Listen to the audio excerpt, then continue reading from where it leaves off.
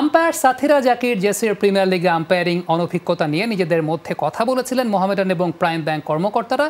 নারী আম্পায়ার ইস্যুতে নয়, তবে তারা সিসিডিএম বরাবর কোনো অভিযোগও করেননি। খেলা শেষে ম্যাচ পরিচালনার জন্য জেসিকে ধন্যবাদও জানিয়েছেন মোহামেডানের খেলোয়াড়রা। এই নিয়ে নিজের অভিজ্ঞতার কথা জানান বিসিবির সভাপতি নাজমুল হাসান পাপন। বলেছেন, আম্পায়ার্স কমিটির চেয়ারম্যান এই বিষয়ে তাকে কিছুই জানায়নি। ফার্স্ট টাইম মহিলা আম্পায়ার আপনার প্রিমিয়ার লিগে দিলাম।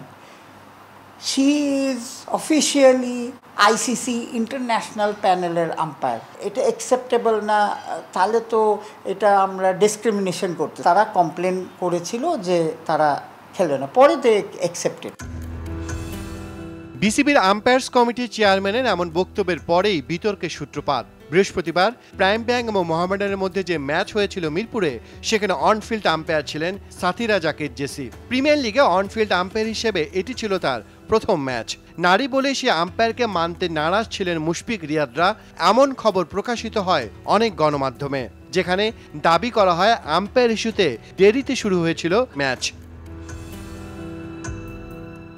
প্রথমত, আনুষ্ঠানিকভাবে এই নিয়ে কোনো অভিযোগই দেয়নি কোনো ক্লাব।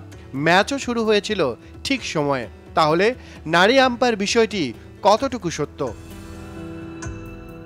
এ নিয়ে কথা হয় মোহামেডান ক্রিকেট ক্লাবের সমন্বয়ক তরিকুল ইসলামের সঙ্গে।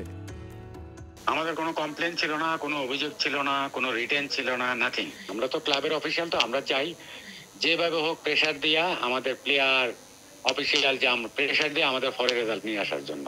তো ওই মেয়ের যেভাবে প্রাইম ব্যাংক প্রথমে যে প্রেশার দিছে, ওই প্রেশার কিন্তু মেয়ে নিয়ে নিছে। নিয়ে এই জন্য কিন্তু একটা ভুল আউট দিছে সে। জানা গেছে মোহামেডান কোচ মিজানুর রহমান বাবুলের সাথে এ নিয়ে কথা বলছিলেন ড্রেসিং রুমে। তবে তা নারী আম্পায়ার না, কথা হয়েছিল অভিজ্ঞতা ছাড়া বড় ম্যাচে জেসির আম্পায়ারিং নিয়ে। এ নিয়ে আনুষ্ঠানিক বিবৃতি দিয়েছে প্রাইম ব্যাংকও। এমন কোনো ঘটনাই ঘটেনি। সব লিঙ্গ বর্ণের প্রতি প্রাইম ব্যাংক শ্রদ্ধাশীল বলে জানায় তারা।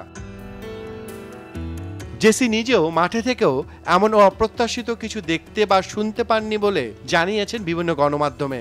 এমনকি সুষ্ঠুভাবে পুরো ম্যাচ শেষ করায় জেসির প্রতি কৃতজ্ঞ মোহামেডানও। সাভারের একটি অনুষ্ঠানে এ নিয়ে প্রশ্ন করা হয়েছিল বিসিবির সভাপতি এবং ক্রীড়ামন্ত্রীর কাছে। এ নিয়ে রীতিমতো বিস্ময় প্রকাশ করেন নাজমুল হাসান পাপন। তবে কি হয়েছিল সে ব্যাখ্যা আরও একবার দিয়েছেন আম্পায়ার্স কমিটির চেয়ারম্যান।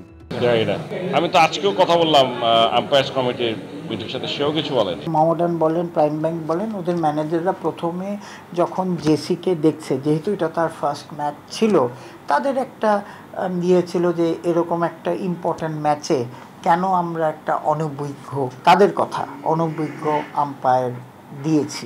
এখন অ্যাকচুয়ালি জেসি কিন্তু অনভিজ্ঞ আম্পায়ার না। জেসি আপনার second division, third division, first division করে, প্লাস এমার্জিং এশিয়া কাপ, তারপরে ইন্ডিয়ায় ওই যে ইন্টারন্যাশনাল বড় প্লেয়ারদের, সিনিয়র প্লেয়ারদের যে ম্যাচ, সেসব করে, প্লাস অস্ট্রেলিয়ার সাথে করেই কিন্তু তাদের আমরা দিয়েছি। সো এটা যে অনেক জায়গায় বলছে যে প্লেয়াররা অবজেকশন দিয়েছে, এটা কিন্তু আমার কাছে কেউ কোনো রিপোর্ট আসেনি, কেউ বলেও নি। প্রশ্ন হচ্ছে, যেখানে জেসি নিজে কোনো অভিযোগ করেননি, সেখানে কার আগ্রহে ম্যাচের একদিন পর এমন বিতর্ক উস্কে দেয়া হলো? প্রিমিয়ার লিগে আম্পায়ারিং মান নিয়ে যখন নানা সমালোচনা, তখন নারী আম্পায়ারিং ইস্যু কি তবে শাক দিয়ে মাছ ঢাকার চেষ্টা? তাহমিদ, যমুনা স্পোর্টস, ঢাকা।